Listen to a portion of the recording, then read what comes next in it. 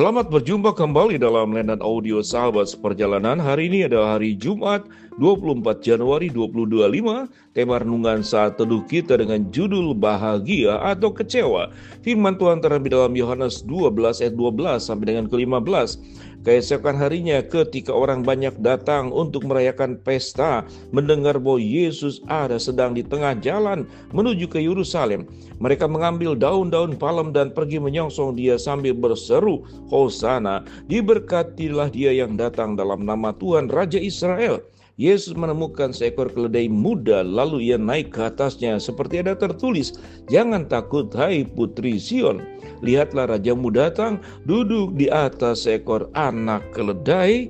Mari kita berdoa. Bapa yang di dalam surga, terima kasih kami memiliki Allah yang siogianya di dalam Kristus.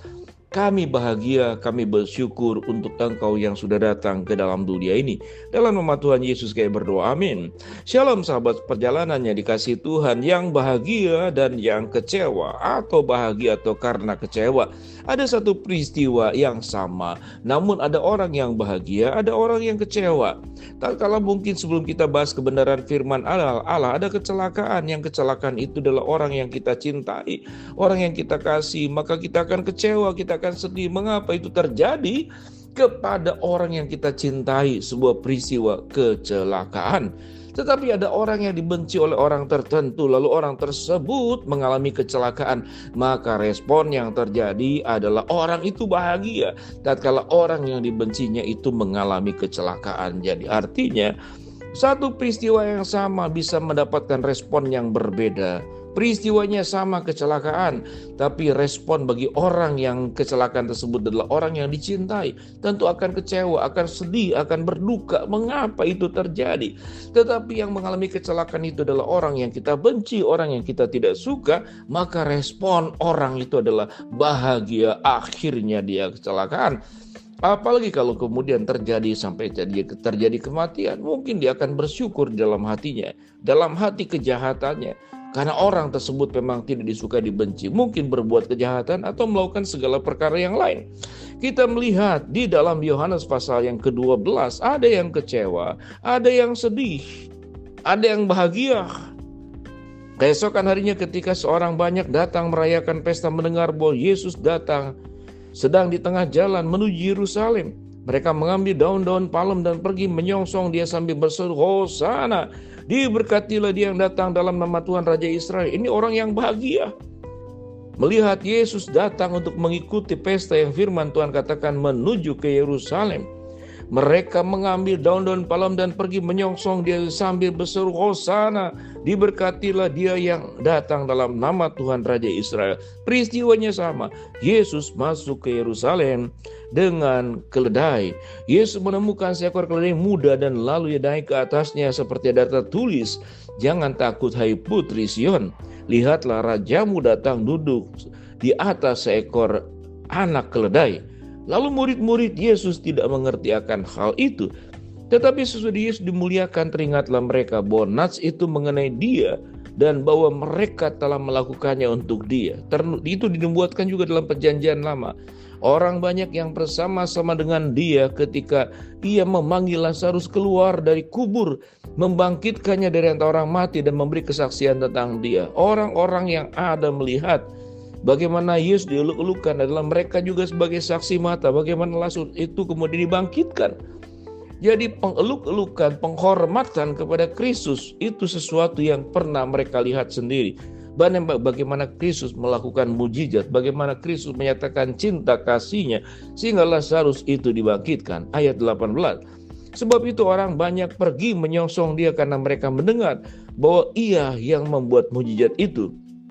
Maka kata orang Farisi kepada yang lain, kamu lihat sendiri bahwa kamu sama sekali tidak berhasil. Lihatlah, seluruh dunia datang mengikuti dia. Seluruh dunia datang mengikuti dia. Apa urusannya kalau seluruh dunia datang mengikuti dia? Bukankah Kristus memang juru selamat bagi seluruh dunia?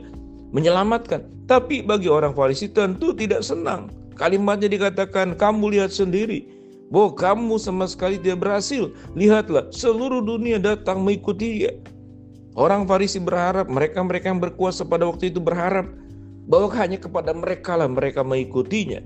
Tatkala kelompok manusia, wilayah tertentu, tempat tertentu tunduk kepada sebuah otoritas, maka itu berarti semuanya tunduk kepada dia, semuanya mengikuti apa yang menjadi perintah dan titahnya.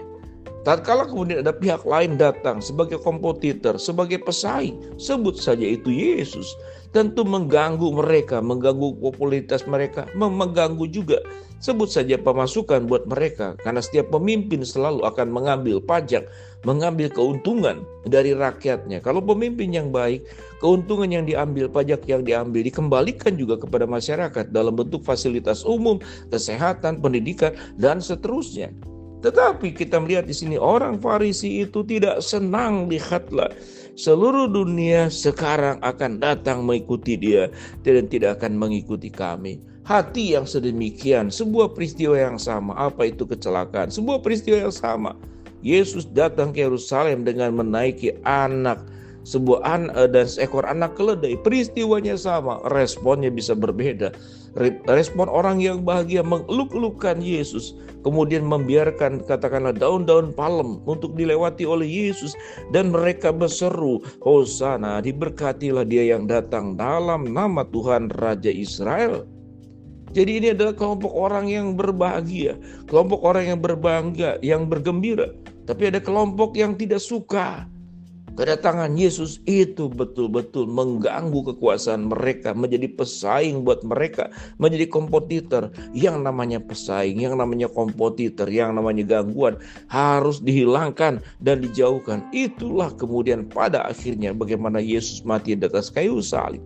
Namun kita bersyukur kematian Yesus tidak berhenti pada kematiannya, tapi berlanjut kepada kebangkitannya, berlanjut kepada kenaikan Tuhan Yesus, berlanjut kemudian ke janji Tuhan Yesus akan datang kembali dengan cara yang sama, dan berlanjut setiap kita masing-masing yang sudah menjadi milik kepunyaan daripada Kristus akan diangkat untuk menikmati surga yang indah dan surga yang abadi di suatu hari kelak nanti. Kita akan melihat yang bahagia dan yang kecewa. Orang-orang pendosa akan bahagia melihat orang lain menderita. Tetapi orang-orang yang sudah ditebus oleh Kristus akan menangis lihat orang menderita dan akan bahagia melihat orang mengalami sebuah keberhasilan. Tetapi bagi mereka yang memang pendosa, dia suka melihat orang susah dan susah melihat orang suka.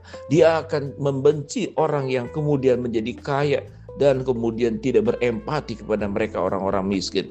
Mereka pribadi-pribadi yang kecewa kepada Kristus karena kemudian mengambil alih posisi popularitas kepentingan mereka, maka akan berjuang untuk membesarkan diri sendiri. Tetapi kalau seorang anak Tuhan kemudian mempercayai Kristus, dia akan kecewa kalau hidupnya itu tidak menjalankan perintah Allah. Maka fokusnya menjadi benar, bagaimana hidup menjadi semakin baik, makin benar di hadapan Allah. Tetapi para pendosa hidup akan semakin buruk, bagaimana berusaha untuk mengambil kekuasaan, melakukan segala perkara hanya untuk diri dia dan hanya untuk keberdosaannya. Mari sahabat seperjalanan kita belajar. Kita boleh menjadi kelompok orang yang berbahagia melihat Yesus masuk ke Yerusalem. Mereka menebarkan daun-daun palem dan bersorak, Hosana, diberkatilah dia yang datang dalam nama Tuhan. Mari kita berdoa. Bapa dalam surga, terima kasih buat kebenaran firman yang kami pelajari. Hamba-Mu berdoa bagi yang sakit, Tuhan jamah sembuhkan. Yang sedang menghadapi masalah, Tuhan bukakan jalan. Dan yang sedang berdoa mengharapkan sesuatu, Tuhan kabulkan dengan cara dan waktu Tuhan yang terbaik. Di dalam nama Tuhan Yesus kami berdoa, amin. Shalom, Tuhan memberkati kita semua.